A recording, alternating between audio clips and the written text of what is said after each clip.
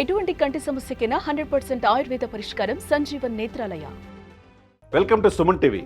మనం 500 రూపాయలు టికెట్ కొని సినిమాలు చూసే రియల్ హీరో కాదు అని చెప్పేసి ఒకప్పుడు రంగనాథ్ గారిని నేను ఇంటర్వ్యూ చేశాను. ఎందుకంటే సింగం 1, 2, 3లో చూసే రియల్ హీరో కాదు అని చెప్పేసి నేను అనుకున్నా. కానీ ఆ సూర్య సినిమాలోనే కాకుండా నిజ జీవితంలో కూడా రియల్ హీరోనే, 100% రియల్ హీరోనే అని అనిపిస్తుంది. సినిమాల్లో ఇప్పటికి కూడా సింగం 1, 2, 3 చూస్తే ఇలా పోలీస్ ఆఫీసర్ ఉండాలి అని చెప్పి చాలామంది పోలీస్ ఆఫీసర్సే కాకుండా ప్రజలు కూడా కోరుకున్నారు.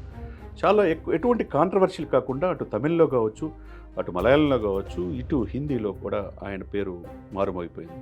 తెలుగులో కూడా విపరీతమైన ఆయన అభిమానులు ఉన్నారు.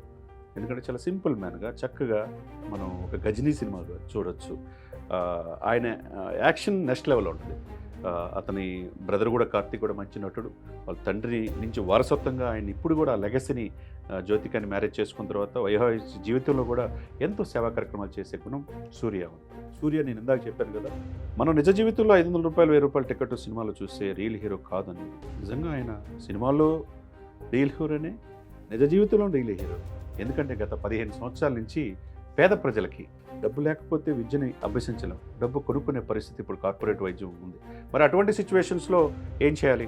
సమాజంలో అట్టడుగున్న వాళ్ళ పేద ప్రజలకి సహాయం చేయాలి. అటువంటిది సూర్య అగరం ఫౌండేషన్ ద్వారా 15 సంవత్సరాల నుంచి 8,000 మంది విద్యార్థుల్ని చదివించడం మామూలు విషయం కాదు కదా. దాంట్లో 51 మంది డాక్టర్లు పూర్తి చేశారు MBBS. అంటే దేశానికి ఎటువంటి డాక్టర్ని అందించాడో మనం తెలుసుకోవచ్చు. అదేవిధంగా 51 మంది డాక్టర్లే కాకుండా 1800 మంది ఇంజనీర్లని, అంటే చూడండి, ఈ దేశానికి భారత సివిల్ ఇంజనీర్లు తయారు చేశారంటే మరి సూర్య ఒక తమిళనాడుకి పరిమితం కాల. తమిళనాడు నుంచి మొత్తం కంప్లీట్గా తమిళనాడు విద్యార్థులతో పాటు సరిహద్దు రాష్ట్రాల ప్రజలు కూడా ఆయన దగ్గర అప్లై చేసుకుంటే వాళ్ళకి ఉచితంగా విద్యను ఇవ్వటం అనేది. మరి ఎంతమంది హీరోలు వస్తున్నారు పోతున్నారు. ఆయన చాలా సందర్భాల్లో మీకు ఇన్స్పిరేషన్ ఎవరంటే చిరంజీవి గారు అన్నారు. చిరంజీవి గారు కూడా బ్లడ్ బ్యాంక్ ద్వారా అనేక సేవా కార్యక్రమాలు, రక్తదానం, నేత్రదానం, రెమెడీసిన్ ఇంజెక్షన్స్, కరోనా టైంలో కష్టం వస్తే నేనున్నాననే భరోసా చిరంజీవి గారు ఇవ్వగలుగుతున్నారు.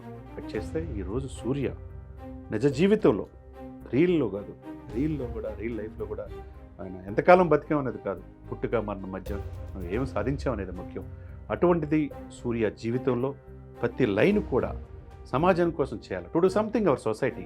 ఈ జీవితంలో మనం బతుకున్నందుకు 10 మందికి హెల్ప్ చేయాలన్న ఆలోచన రావటం, సూర్య అగరం ఫౌండేషన్ 15 సంవత్సరాల నుంచి చేయటం, 8,000 మంది విద్యార్థులను తయారు చేయటం అంటే మామూలు విషయం కాదు కదా. దాంట్లో 1800 మంది ఇంజనీర్లు, 51 మంది డాక్టర్లు అంటే ఎవరు చేస్తున్నారు? ఆలోచించుకోండి. ఎందుకంటే మనిషి, ప్రతి ఒక్క మానవ జన్మ అనేది ప్రతి ఒక్కరికి చాలా ముఖ్యమైనది. మరో జన్మ ఉంటుందో లేదో తెలియదు.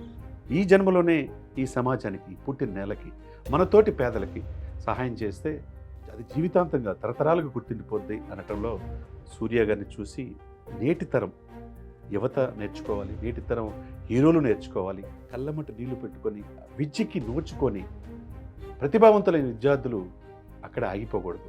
వాళ్ళ హోటల్లో కూలి పనులను, లేకపోతే బయలుదేరి పనులు, సర్వర్లో కూడా చేయకూడదు. వాళ్ళు చదువు ఉన్న ఆకాంక్ష పేదరికంలోనే పుట్టడం వాళ్ళు తప్ప అంటే ఏం చేస్తారు? దేశంలో 145 కోట్ల మంది జనాల్లో చాలామంది పేదరికంతో అలమటిస్తుంటారు. మరి ఇటువంటి ధనవంతులు కూడా భారతదేశంలో ఎక్కువ మంది ఉన్నారు. అటువంటి వాళ్ళు ఇటువంటి పేదలకు సహాయం చేసే గుణం ఉండాలి. ఆ గుణం పెద్ద వాళ్ళకంటే సూర్యలో చూసి మనం నేర్చుకోవాలి. నేటి తరం ఆయన్ని ఫాలో అవ్వాలి.